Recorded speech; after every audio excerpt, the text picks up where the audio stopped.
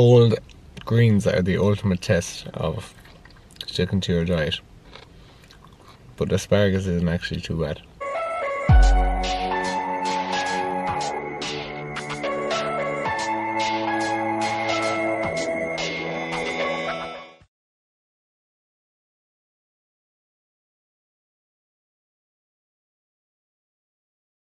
Hi everyone and welcome back to my channel. Or not my channel, our channel, sorry, Dave and Keen. So today is action-packed day. It's my first physique show, episode 2. I'm going to Dublin for a posing lesson and a session in raw condition gym. I've done all my cooking right now. I'm up at 5:30 because I have to leave at 7:30, and today is a cooking day. As you know, I cook every 3 days. I'm going to the Slaughtneil game.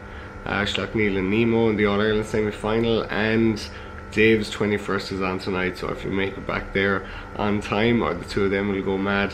So yeah, just tune in and see everything I get up to on the second episode. I'm 8 weeks out currently. Like I just said, I'm up at 5:30 cooking because you really can't afford to, if it fits your macros, when you're this close to your competition. So this is basically everything I'm going to be cooking. Turkey and besa is the meats, and then vegetables, tomatoes, and just some other ingredients and spices for the rest of the recipes. Another big juicy steak for breakfast.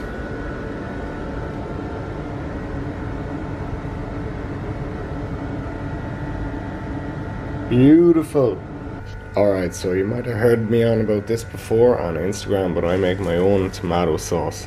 So all it is garlic, onion, an egg, tiny bit of cheese, parsley, oregano, and some tomato sauce. And it's just like dolmio. So I put it in turkey because turkey needs something like a tomato sauce because it gets very, very dry. Today's not a cooking video, but just said I'd show you how simple cooking can be. This literally takes me 5 minutes to make a lovely tomato sauce. I love cooking, and while I'm cooking, I always listen to a podcast. Tim Ferriss podcast usually. Today's is Richard Branson. Which is risk mitigation, because the more I look at what you've done, as you can imagine, it's very interesting. Cases, but in many cases, you seem like a master. And this is the outfit of the day as I get ready while the food is cooking. All 6 silk and white runners. I'm gonna keep beating that dead horse. It's basically all my outfits. So this is what prep looks like. I have 2 of those meals a day. You can't really see it there, but one of them has, or 3 of them have brown rice. 3 of them are just no carbs at all, just the broccoli and the turkey and the tomato sauce. So really tasty. I really like it anyway, even though it is a lot better with some rice, but with the brown rice it's still lovely. Then with the besa fillets and asparagus. So prep done, an hour and a half, ready to head to Dublin. Let's go. When she gets a bacon, egg and sausage sandwich, lovely brown bread, while you're on prep. Oh my god.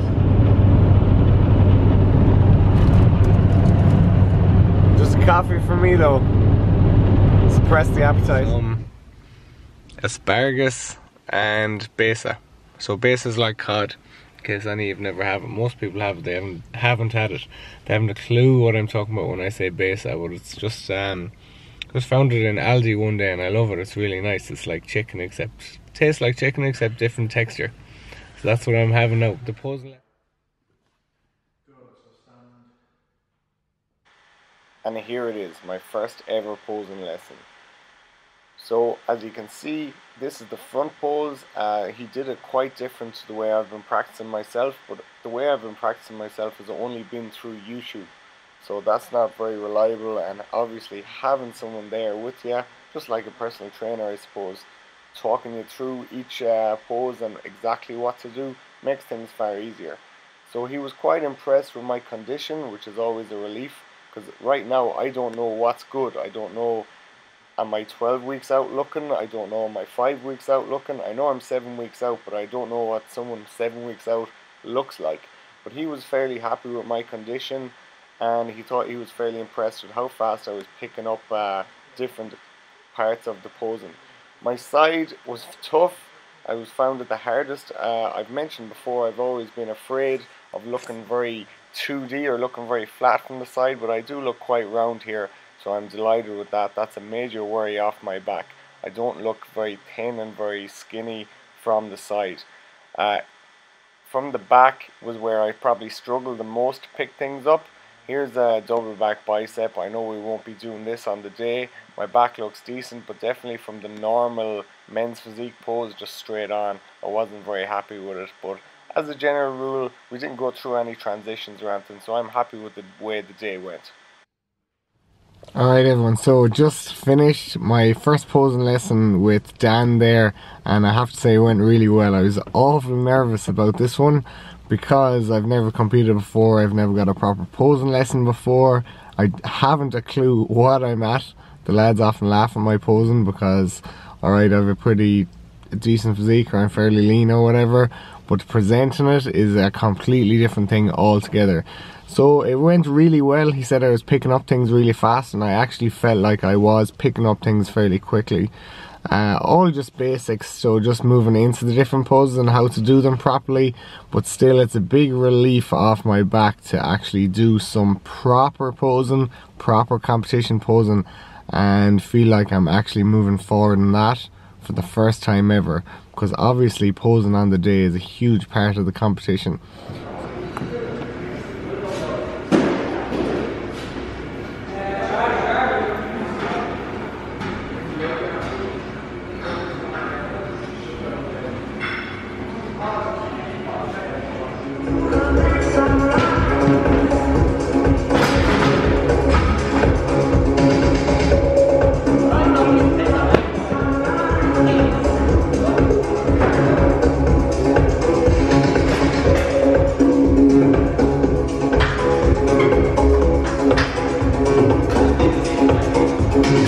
Hi, I'm just out of the Colosseum gym, so had a really good session there. I love that place. It's a really hardcore lifting environment.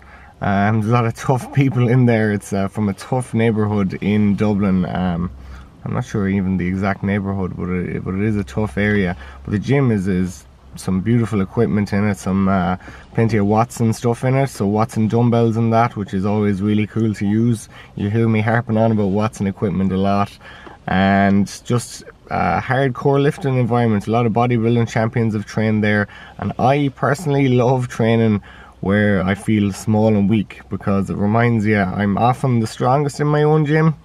Like, I know I'm not dealing with a lot of beasts in my own gym or anything, but I am often the strongest there with Keen and Dave. So it's nice to go somewhere where you're well off the strongest and there's people warming up with your 1 rep max, so to speak. It makes you feel like, okay, I've so much more to go, I've so much more I can improve. So I really enjoy training in places like that anyway. So I'll just talk you through 2 exercises I did, since I did 2 leg exercises last week, or my 3 leg exercises last week, and as you might have picked up then last week as well, I train every body part every day of the week, just at different rep ranges. So same exercises every day, just different exercises, and 2 exercises for each body part usually. So today we're doing shoulders. So as you see here in the video, I'm picking up dumbbells for my front raises, and they're kind of front raise, side raise for lateral raises. I really like this movement. If you were to ask me of all my body parts which I focus the least on, it would definitely be shoulders. I just haven't given them much attention. I'm not saying they're way behind like my calves were glaringly obviously behind. My shoulders aren't, but they're still the area I focus the least on, and they are a little bit behind. But I found this exercise really good for feeling the delts, the outer delts and the front delts a lot more.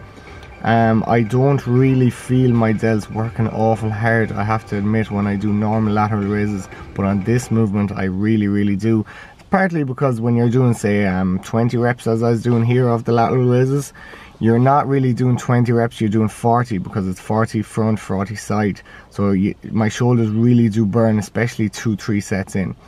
The second exercise, as you'll see here in the video I'm doing, is prone rear delt dumbbell flies.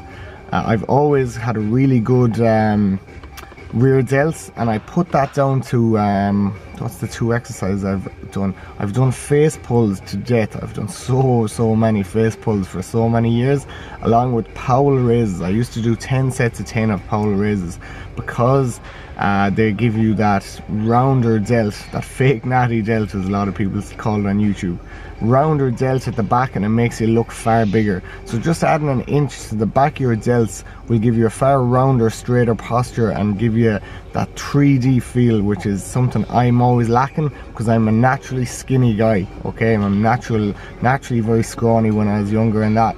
So some people say I'm still scrawny, but so that gives you that rounder image, which is, you know, also important in bodybuilding. The last thing you want to be doing is disappearing, going sideways. Just something else I want to talk about a little bit as well is, so during the week I had my wing mirrors stolen. I know, so it happened right outside the gym. I was just saying my car is a bit of a banger last week, but it was obviously still good enough to have one thing stolen from it. So it was right outside the door of my gym, because there's a hot yoga across the road, and there's also a boxing club, so there's often 50-60 cars right outside my door. And I think from what I gather, I went down 20 minutes after it happened, and the girl said she saw 2 kids, only about 14 or 15, with scarves around their mouths, and so it seems to have been them. And I heard someone else who goes to the gym say they saw them 2 uptown. So it seems to have been them. I know it was a completely random attack. They were just looking for golf wing mirrors. It wasn't, you know, targeted at me. But I'll just explain my thinking on it. So in the past I would have probably overreacted. I thought about it way too much. Just gave it way too much attention. So I'm like, okay, so it cost me 50 euros to get new wing mirrors and 90 euros. So we'll say it was 90 euros stolen from you. So it doesn't have to be your wing mirrors. We'll say 90 euros stolen from you. If it's a random attack, okay, if it was personally aimed at me, then fair enough. I could obviously think about it far more and stop it from happening again or whatever. But if it's a random attack or a random bit of theft or whatever, there's no point losing huge amounts of thought over it and letting it get you down, or letting it get you angry, or letting it change your mind frame at all. Especially as as I'll say here loads of times, I do consider myself to live a very privileged life. I have, everything I need, and I have a job I love, and I do things I love every day. So I do have very privileged being or whatever. Anyone who eats steaks for breakfast can't complain about much, really. So why would I let this, even though it's hard, why would I let this change my mind frame or get me pissed off or get me angry loads?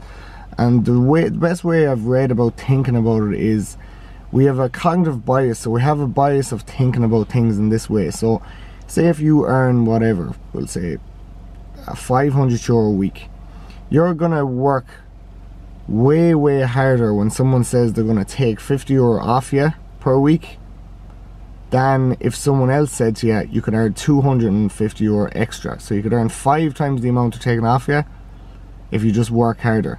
We won't work harder, but we'll go crazy over someone taking what we already have. So there's no point me going mad over €90 that was completely random, when I know I waste far more than fucking €90 already. Not only do I waste that, so I'm the real thief of my own time or my own money. Other than that, what am I doing that could earn that money back extra?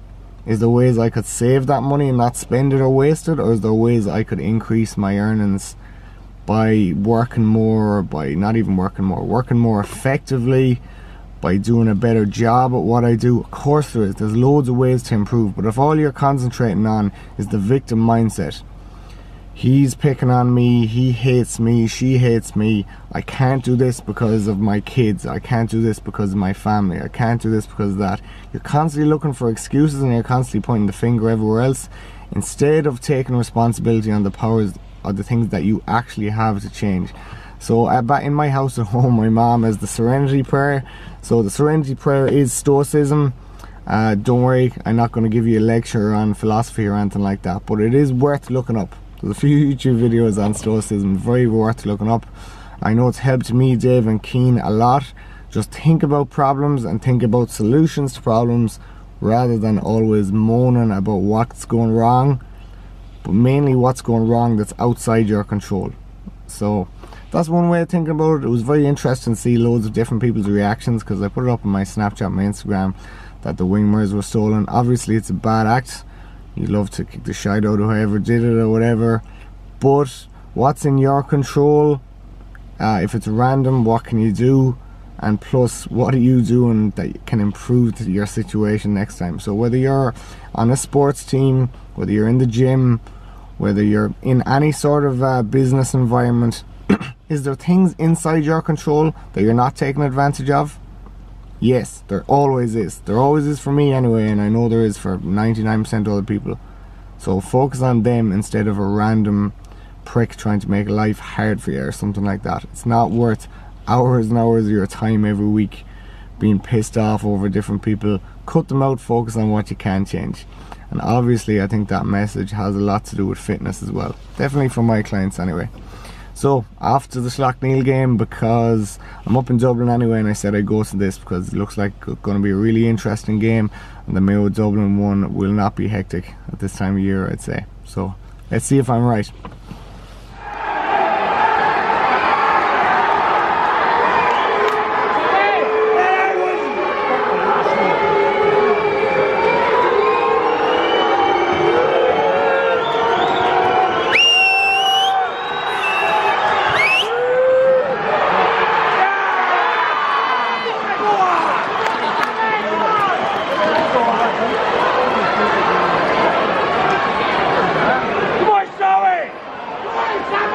Guys, so I meant to vlog the outfit before I left for Dave's 21st, but the match went extra time, so I was late. And Keen and Dave do not like when you're late, not when I'm late anyway. So the outfit is my €8 jeans, Converse and a long sleeve t-shirt, on sale from Six Silk as usual. I think it was €20.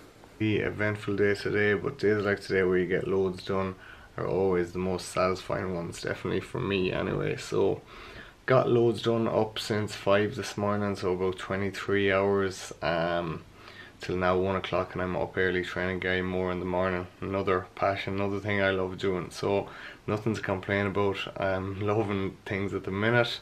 You feel it while you're on prep, and especially doing the things I was doing today, you feel like you're moving towards something all the time, and that's a really, really nice feeling. Tune was fun as well. Dave's auntie makes an unbelievable chocolate biscuit cake, so that's one of the main points. Had a good night with Keen and Dave, the one ringer, as well, so it was good fun. But for now, I'm wrecked. I'll see you next week. This episode should be out on Wednesday, and I'm going to sleep.